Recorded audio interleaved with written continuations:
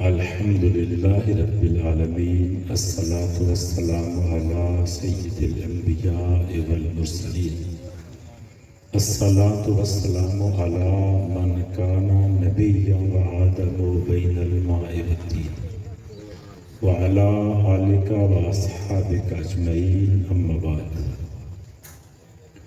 فاعوذ باللہ من الشیطان الرجیم بسم اللہ الرحمن الرحیم قل ان کنتم تحبون اللہ فاتبعونی یحببکم اللہ ویغفر لکم ذنوبکم واللہ غفور رحیم۔ احباب، اللہ رب العزت کا بے پایہ لطف و کرم ہے۔ اس نے اپنی توفیق خاص کے ساتھ آج ہم سب کو اپنے حبیب کریم صلی اللہ علیہ وآلہ وسلم کی خوشی میں جمع ہونے کی توفیق بخشی۔ احباب، حقیقت یہ ہے، یا صاحب الجمال و یا سید البشر من وجهك المنیر لقد نور القمر اور لا يمكن الثناء كما كان حقه بعد از خدا بزرگ توئی قصہ مختصر۔ جتنے بھی علماء، جتنے بھی فقہا، جتنے بھی محدث، جتنے بھی ادیب، جتنے بھی خطیب، جتنے بھی شیخ الحدیث، جتنے بھی شیخ القرآن، تمام عمر امام الانبیاء کی تعریف لکھتے رہے اور اختتام جس جگہ پر ہوتا ہے وہ یہی ہے کہ بعد از خدا بزرگ توئی قصہ مختصر۔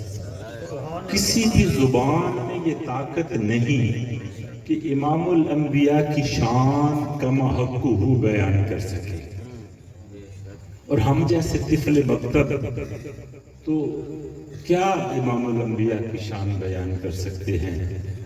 اور میں یہی کہنا چاہتا ہوں کہ میرے خیال میں جتنے بھی لفظ سوچے ہیں، میں بہت سوچ رہا تھا، علامہ صاحب تشریف فرما ہے، علماء تشریف فرما ہے، میں امام الانبیاء کی شان، حضور جزاک بابا جی کی محبت ہے، میرے بزرگ بھی ہیں، زیادہ علم والے بھی ہیں، یہ میں قبول کرتا ہوں، لیکن آپ لوگوں نے کسی نے یہ جسارت نہیں کرنی، کیونکہ میں چاہتا ہوں کہ بس ماشاءاللہ سبحان اللہ سے سسٹم چلے، اور ویسے بھی نا آپ لوگوں کو ایک خوشخبری دے دوں، ہمارے چند دوست بھائی شمس الدین ہیں، باقی کیا لیں ڈاکٹر صاحب بیٹھے ہیں، عابد خیل ہیں، وہ 4-5 ہم صبح واک کے لیے جاتے ہیں، تو ہم سب نے یہ طے کر رکھا ہے کہ گھر میں مصطفیٰ کا ذکر ہوگا تو بغیر کسی پیسے کے ہوگا، اس کا اجر صرف ہمیں اللہ کا فرمائے۔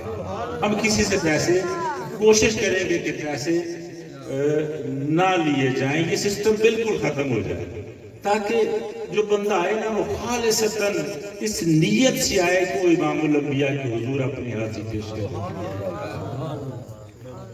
تو میں یہ کہہ رہا تھا کہ میرے خیال میں جتنے بھی لفظ سوچے ہیں، یا رسول اللہ تیرے مقام تیرے مرتبے سے چھوٹے ہیں، اور کس طرح سے کہاں سے کروں ابتدا، ان کے اوصاف کی ہے کہاں انتہا۔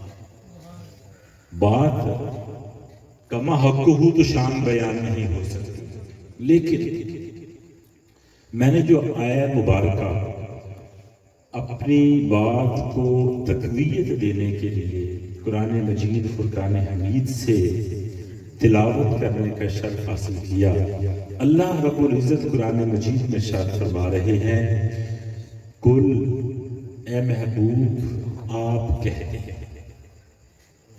اے محبوب آپ کہہ دیں، قل ان کنتم تحبون اللہ، اگر تم اللہ سے محبت کرنا چاہتے ہو، محبوب آپ اپنے غلاموں کو فرما دیں کہ اگر یہ اللہ سے محبت کرنا چاہتے ہیں تو اس کا طریقہ کیا ہے، کرائٹیریا کیا ہے؟ وہ یہ ہے کہ فَاتَّبِعُونِی، پھر میری اتباع کرو۔ اگر اللہ سے محبت، اب کون ہے بندہ جو اللہ سے محبت نہیں کرنا چاہتا؟ اب اللہ نے انسان کو بنایا ہے، اللہ خالق ہے، اللہ مالک ہے، اللہ نے عزت دی ہے، اللہ نے جاگیریں دی ہیں، اللہ نے جائیدادیں دی ہیں، اولاد دی، اتنی نعمتیں ہیں جو شمار میں نہیں آ سکتی۔ تو یقیناً جب محبت کا تصور کیا جائے تو ہر بندہ یہی سوچے گا نا کہ اس کی جو محبت ہے وہ خالق حقیقی سے ہو جائے۔ لیکن اللہ فرما رہا ہے کہ لوگوں، اگر تم مجھ سے محبت کرنا چاہتے ہو، اگر تم میرے در اقدس پر اپنی پیشانی کو خم کرنا چاہتے ہو تو پہلے میرے محبوب کی اتباع کرنا ہوگا۔ میں اگر مجھ سے محبت کرنا چاہتے ہو تو پھر میرے محبوب کی اتباع کرو۔ پھر کیا ہوگا مولا؟ اگر ہم آپ کی محبت کے لیے تیرے محبوب کی اتباع شروع کر دیں تو ہمیں کیا ملے گا؟ اللہ فرما رہا ہے وَيَغْفِرْ لَكُمْ ذُنُوبَكُمْ، پھر اللہ تمہارے گناہوں کو معاف فرما دے گا۔ بندہ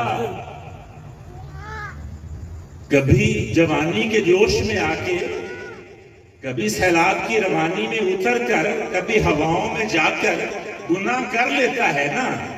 اللہ فرماتا ہے لوگوں، اگر میری محبت چاہتے ہو تو میرے محبوب کی اتباع کرو، تو اس کے بدلے میں تمہیں اجر کیا ملے گا؟ اجر یہ ملے گا کہ اللہ تمہارے گناہوں کو معاف فرما دے گا، اور یقیناً اللہ رب العزت گناہوں کو معاف فرمانے والے ہیں۔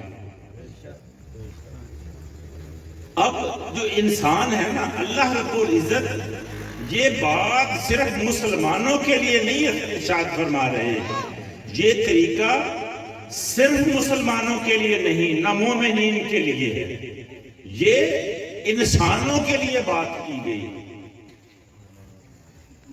تو انسان جو ہے نا، بزرگ کہتے ہیں کہ انسان جو ہے نا یہ انس سے ہے۔ انس کا مطلب ہے محبت، کہ انسان کی خمیر میں محبت موجود ہے۔ انسان انس سے اس کا نسبت ہے، انس کے ساتھ انسان کا تعلق ہے۔ اگر محبت نہیں تو پھر انسان نہیں۔ کسی بزرگ نے کہا کہ انسان نسیان سے ہے۔ نسیان کا مطلب ہے بھولنا، بھولنے والا۔ اب یہاں پر نا مکتبہ فکر دو آ گئے، ایک نے کہہ دیا انسان کا مطلب ہے محبت، دوسرے نے کہہ دیا انسان کا مطلب ہے بھولنا۔ لیکن جو ان میں سے سپیریئر تھا نا، جو بڑے علم والا تھا، جو بڑا بزرگ تھا، وہ کہنے لگے تم دونوں اپنی جگہ پہ ٹھیک کہہ رہے ہو، لیکن محبت اور بھولنا دونوں اگر شامل ہو تو پھر انسان بنتا ہے۔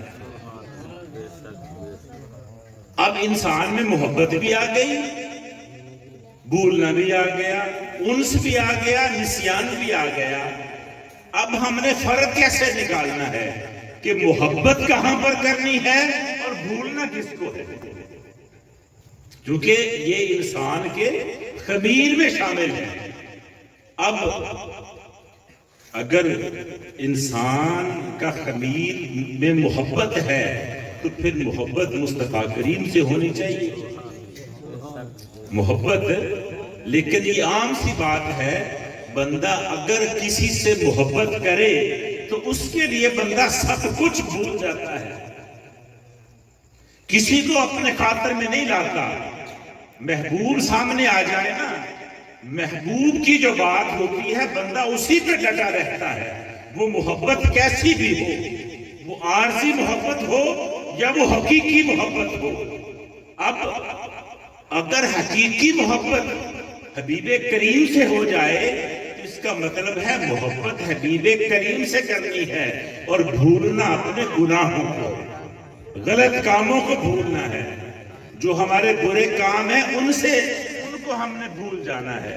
تو محبت کا درس تو پھر یہی ہوا نا، انسان محبت کرے، امام الانبیاء سے کرے، تو امام الانبیاء کی محبت میں آ کر جو دنیا کی لغویات ہیں وہ ساری بھول جائے، تو پھر انسان مکمل ہوا۔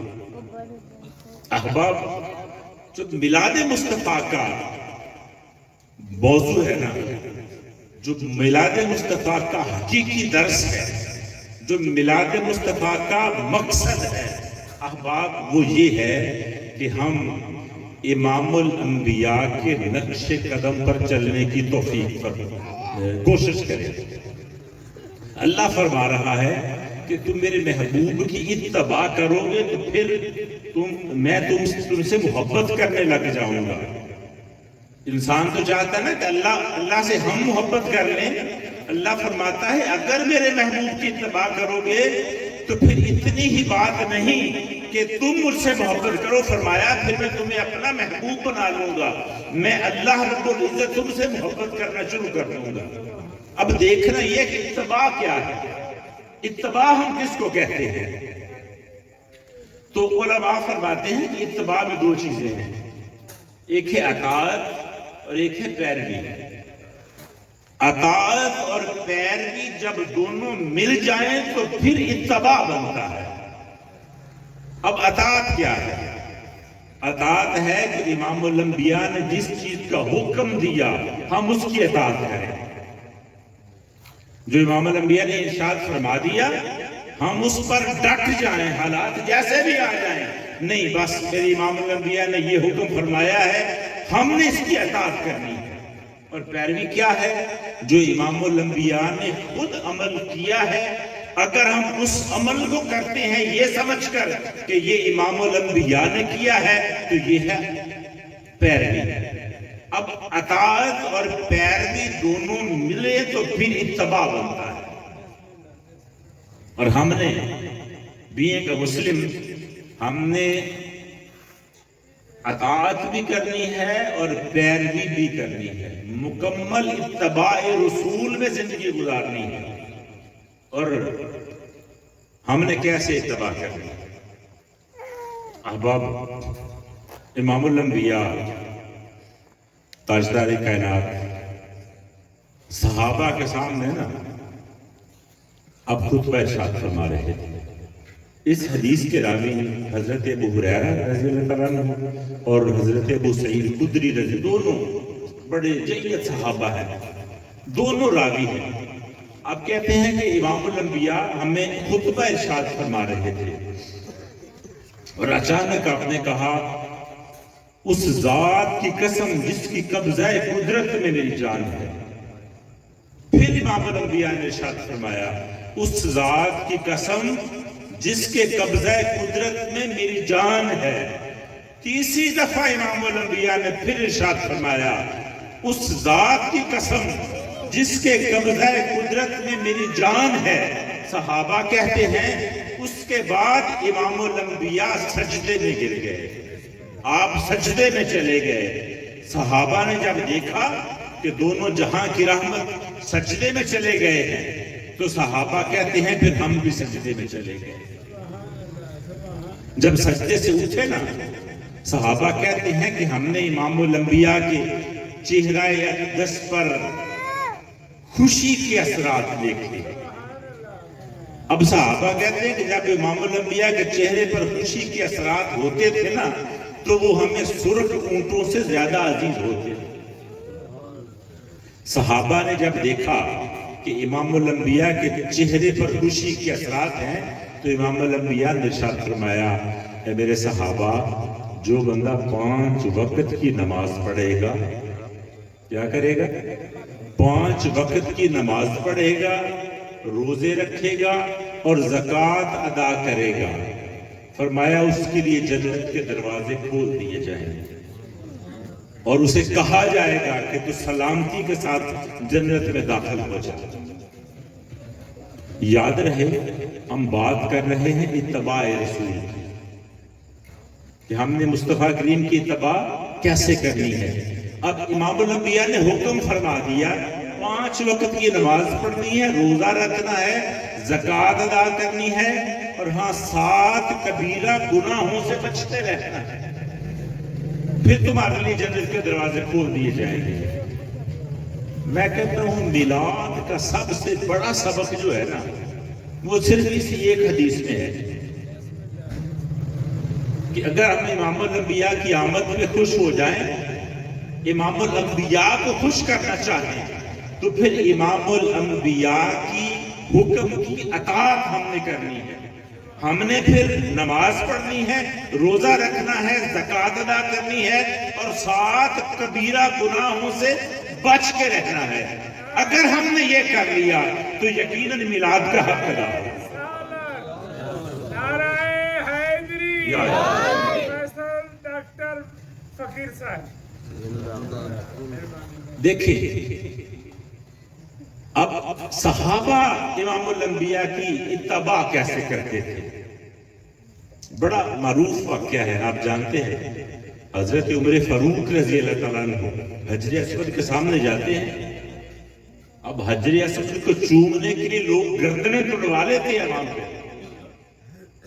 حضرت عمر فاروق حجر اسود کے سامنے کھڑے ہو کے کہتے ہیں اے حجر اسود، میں جانتا ہوں تو ایک پتھر ہے، اگر میرے امام الانبیاء نے تجھ کو نہ چوما ہوتا تو عمر تجھ کو کبھی نہ چومتا۔ میں جانتا ہوں کہ ایک پتھر ہے، نہ تو مجھے فائدہ دے سکتا ہے نہ تو مجھے نقصان دے سکتا ہے، اگر تجھے چوم رہا ہوں تو صرف اس لیے چوم رہا ہوں تجھے میرے امام الانبیاء نے چوما۔ اس کو اتباع کہتے ہیں، یہ اتباع ہے۔ حضرت عبداللہ ابن عمر نا ایک جگہ کی اونٹنی کو گھما رہے تھے، ایسے ہی اونٹنی نا گھما رہے تھے، کوئی بندہ آیا مجھے جناب خیریت ہے آپ اونٹنی کو گھمائے جا رہے ہیں؟ کہتا میں اس سے اتنا زیادہ نہیں جانتا، بس یہی جانتا ہوں کہ اس جگہ پر میرے امام الانبیاء اونٹنی کو گھما رہے تھے، لہذا میں ان کی سنت کے عمل کر رہا تھا۔ حضرت عثمان غنی رضی اللہ تعالیٰ عنہ آپ نے وضو کیا اور وضو کے بعد آپ مسکرانے لگ گئے۔ صحابہ نے پوچھا حضرت خیریت ہے؟ ابھی آپ وضو کر کے اٹھے ہیں آپ نے مسکرانا شروع کر دیا۔ عثمان غنی کہتے ہیں مجھے نہیں پتا، بس میرے امام الانبیاء اس جگہ پہ بیٹھے تھے، انہوں نے یہاں پر وضو کیا تھا، آپ مسکرائے تھے، میں نے امام الانبیاء کی سنت پوری کر دی۔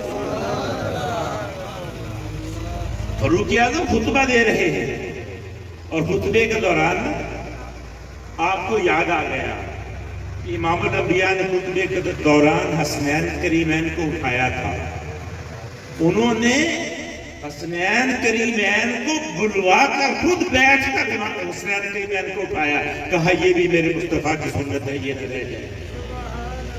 ہم نے امام الانبیاء کی سنت کو زندہ رکھنے کے لیے کیا عمل کیا ہے؟ ہم نے امام الانبیاء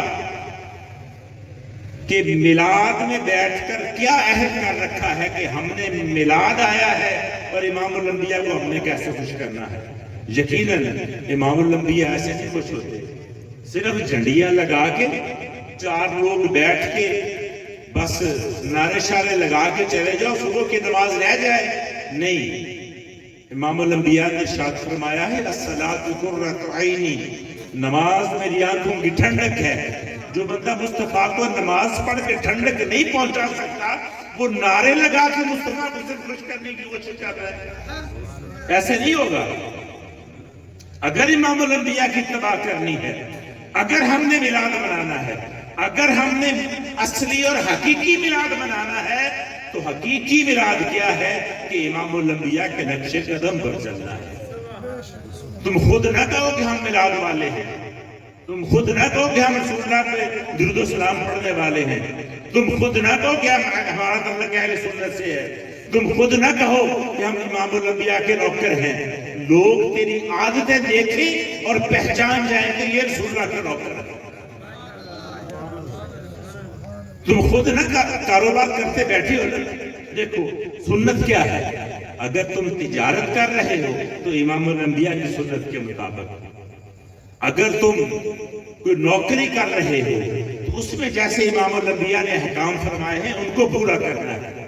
اگر تم کسی کے ساتھ لین دین کر رہے ہو تو وہ امام الانبیاء کی سنت کے مطابق ہو. گھر میں تمہارے جیسے معاملات ہیں وہ امام الانبیاء کی سنت کے مطابق ہو. تمہارا جینا بھی مصطفیٰ کریم کی سنت پر ہو, تمہارا مرنا بھی مصطفیٰ کی سنت پر ہو, تو پھر میلاد کا حق ادا ہوتا ہے. آج ہم بازار میں سودا لینے جائیں نا, وہ بندہ دکھاتا کچھ اور دے کچھ اور دیتا ہے. یقیناً کوئی بندہ اگر فروٹ والا ہو تو ناراض نہ ہو, اکثر لینے جاتا ہے بڑے اچھے اچھے فروٹ لگا کے رکھے ہیں, جب لینے لگتے ہیں گھر جاتے 4-5 اس میں خراب بھی نکل آتے ہیں, یا دیکھے تو کچھ اور تھے, لیکن وہ معاملہ خراب ہو گیا. اب وہ جا کے کہے شام کو نعرے بھی لگائے غلامی رسول میں موت بھی قبول ہے, بھی تیری ایسی موت قبول تو کیا کرنا ہے, تو کسی کے ساتھ دھوکہ کر رہا ہے, کسی کے ساتھ فراڈ کر رہا ہے. بڑی معروف بات ہے. امام الانبیاء اب تجارت کے لیے گئے نا, کھجوریں لے کر گئے تو راستے میں بارش آ گئی, اب کھجوریں بھیگ گئی. امام الانبیاء نے پتہ کیا کیا, جہاں پہ جا کے منڈی میں کھجوریں لگائی نا, آپ نے بھیگی ہوئی کھجوریں علیحدہ کر دی, خشک کھجوریں علیحدہ رکھ دی. اب جو بھی کوئی بندہ آتا ہے, بیٹا جزاک اللہ, جو بھی کوئی بندہ آتا ہے نا, امام الانبیاء فرماتے ہیں بھئی یہ خشک کھجوریں ہیں, یہ گیلی کھجوریں ہیں, یہ گیلی ہو گئی ہیں, یہ خشک ہیں, ان کا ریٹ یہ ہے, ان کا ریٹ یہ ہے. لوگوں نے مکس کر دی, جو باقی تھے تاجر انہوں نے خشک اور گیلی مکس کر دی. اب ہوا کیا, امام الانبیاء کی خشک بھی بک گئی, جو بھیگی ہوئی تھی وہ بھی بک گئی, جو مکس کر کے بیٹھے تھے وہ ویسے ہی بیٹھے رہے, اور پوری منڈی میں چرچا ہو گیا کہ اتنا ایماندار تاجر آیا ہے, اس نے کھجوریں خشک علیحدہ رکھی ہیں اور بھیگی ہوئی علیحدہ رکھی ہیں. ہمیں امام الانبیاء کے نقشے کے آج بس میں اپنی گفتگو ختم کرنا چاہتا ہوں. آج کا ایک لائیو سٹوری بس آپ کے سامنے پیش کر کے میں اجازت چاہتا ہوں. میلاد کا درس کیا ہے؟ میلاد امام الانبیاء کے نقشے قدم پر چلنے کا نام ہے نا. بڑی معروف حدیث, امام الانبیاء جب ہجرت کر کے مدینہ منورہ چلے گئے نا تو مکہ میں قحط آ گیا. قحط بھی ایسے آیا, گھاس کا تنکا تک موجود نہ تھا, کھانے کے لیے کچھ نہ تھا. ابو سفیان, حضرت ابو سفیان رضی اللہ تعالیٰ عنہ اس وقت دائرہ اسلام میں بھی نہیں آیا تھا. اس نے سوچا قبیلے کا سربراہ میں ہوں, قبیلے کا سردار میں ہوں, تو مجھے چاہیے کہ میں ان لوگوں کا کھانے پینے کا بندوبست کروں. اب اس کی کچھ اور نہ چلی, اس کو سمجھ نہیں آ رہی کہ میں نے کیا کرنا ہے. وہ امام الانبیاء کے پاس چلا گیا مدینہ منورہ میں. دیکھو کچھ دن پہلے امام الانبیاء کے دانت مبارک شہید ہوئے, کچھ دن پہلے آپ کے چچا حضرت امیر حمزہ کا کلیجہ نکال کر چبایا گیا ہے, کچھ دن پہلے حضرت جاش عبداللہ ابن جاش کا بوٹی کر دی گئی ہے, کچھ دن پہلے امام الانبیاء کو ستایا ہے, کچھ دن پہلے امام الانبیاء کو ہجرت کرنے پر مجبور کیا ہے. اب وہ کتنا بڑا دشمن ہے کہ جس کی وجہ سے امام الانبیاء مکہ مکرمہ چھوڑ کر مدینہ چلے گئے. لیکن وہ دشمن جب آپ کے گھر پہنچا نا, جا کے کہتا یا رسول اللہ مکہ میں قحط آ گیا, یا رسول اللہ فصلیں خشک ہو گئی ہیں, یا رسول اللہ جانور بھوکے ہو گئے ہیں, یا رسول اللہ بچے بلکتے ہیں, یا رسول اللہ ماؤں کی چھاتیوں میں دودھ نہیں رہا. امام الانبیاء اس کی باتیں سن کر نہ رونا شروع کر دیا, اور وہ حضرت ابو سفیان کہتے ہیں یا رسول اللہ سمامہ بن اسال نے ہماری گندم بند کر دی ہے. سمامہ بن اسال یمامہ قبیلے کا سربراہ تھا. جب انہوں نے دائرہ اسلام میں آ گئے نا, اسلام قبول کر لیا, انہوں نے ابو سفیان سے کہا کہ تم ہمارے نبی کو نہیں مانتے نا، جاؤ آج کے بعد تمہیں ہم گندم نہیں دیں گے۔ اب ان کو نہیں تھا پتا کہ گندم نہیں دیں گے تو ہماری خراب ہو جائے گی۔ ہمارے حکمران زیادہ سیانے ہیں، یہ کہتے ہیں جناب اگر غیر مسلم سے، اگر یہودیوں سے ہم نے بائیکاٹ کر دیا ہم تو بھوکے مر جائیں گے۔ وہ ثمامہ بن اسال کو دیکھو نا، گندم اس نے کہا ہماری خراب ہو جائے منظور ہے، مصطفیٰ کے دشمنوں کو نہیں دیں گے۔ اب ابو سفیان کے لیے مجبوری بن گئی تھی، جا کے کہتا یا رسول اللہ ثمامہ بن اسال نے گندم بند کر دی، حالات بہت خراب ہو گئے ہیں۔ امام الانبیاء نے روکا منگوایا، لکھا ثمامہ بن اسال کے نام۔ آپ فرماتے ہیں ثمامہ پہلے غلہ تو ان کو اپنی مرضی سے دیتا تھا، اب تیرے نبی کا حکم ہے غلہ ان کو پہلے سے زیادہ دینا ہے۔ حضرت ابو سفیان کہتے ہیں میں نے دیکھا، میں باتیں کر رہا تھا، امام الانبیاء رو رہے تھے۔ ان کی جب میں کہہ رہا تھا کہ اصل مکہ میں قحط آ گیا، جانور بھوک سے مر رہے ہیں، بچے بھی لگ رہے ہیں، تو امام الانبیاء میری باتیں سن سن کے رو رہے تھے۔ حضرت ابو سفیان کہتے ہیں جب آپ نے روکا لکھ دیا نا، اس کے بعد امام الانبیاء نے ہاتھ اٹھا دیے۔ ہاتھ اٹھا کے پتہ کیا کہہ رہے ہیں؟ یا اللہ مکہ کی سنگلاخ پہاڑیوں پر بارش برسا دے، یا اللہ قحط کو دور کر دے، یا اللہ جانوروں کو رعنائی عطا فرما دے، یا اللہ فصلوں میں بہار آ جائے، یا اللہ ماؤں کی چھاتیاں دودھ سے بھر دے۔ ابو سفیان کہتا منظر یکسر بدل چکا تھا، پہلے میں باتیں سنا رہا تھا، امام الانبیاء رو رہے تھے، کہتے اب امام الانبیاء میرے لیے دعا کر رہے تھے اور میں رو رہا تھا۔ رو کس لیے رہا تھا کہ یار ہم کتنے ظالم ہیں، ہم نے ایسے شخص کو ستایا ہے، ہم نے ایسے شخص کے ساتھ بدتمیزی کی ہے کہ جو ہماری دشمنی کے باوجود ہمارے بچوں کے لیے ہاتھ اٹھا کے دعا کر رہا۔ آج ہمیں سوچنا چاہیے نا کہ ہم نے دشمنی کو کہاں تک لے کے جانا ہے۔ محفل لیٹ شروع ہوئی تھوڑا سا اس لیے کہ ہمارے ایک ساؤنڈ والے آئے تھے، وہ کہتے ہیں جی اگر علامہ صاحب کا خطاب ہوگا تو میں ساؤنڈ نہیں چلاؤں گا۔ میں نے اسے یہ بھی کہا کہ یار یہ نبی کا میلاد ہے، تم کیسا میلاد پڑھتے ہو؟ تمہارے دل میں اتنا کفر ہے، پورے ساؤنڈ چلانا ہے؟ کہتا جی نہیں ساڑھی دشمنی ایسے ساؤنڈ نہیں چلانا۔ میں کہا یار پھر میلاد منانا چھوڑ دے، ہمارا نبی تو وہ ہے جو دشمنوں کو بھی گلے سے لگاتا ہے نا۔ یہ دربار محمد ہے، یہ دربار محمد ہے، یہاں اپنوں کا کیا کہنا، یہاں سے ہاتھ خالی غیر بھی جایا نہیں۔ اب آپ کوشش کریں کہ ہم اپنے آپ کو امام الانبیاء کی تعلیم کے مطابق ڈھالیں، اپنی روزمرہ کی زندگی کو، اپنے گھر کے معاملات کو، اپنے لوگوں کے ساتھ معاملات ہم ایسے ہی بنائیں جیسے امام الانبیاء نے ہمیں حکم دیا ہے۔ اللہ کرے کہ ہم امام الانبیاء کے نقش قدم پر چلنے میں کامیاب ہو جائیں، تو یقیناً یہی حقیقی میلاد ہے۔ وما علینا الا البلاغ المبین۔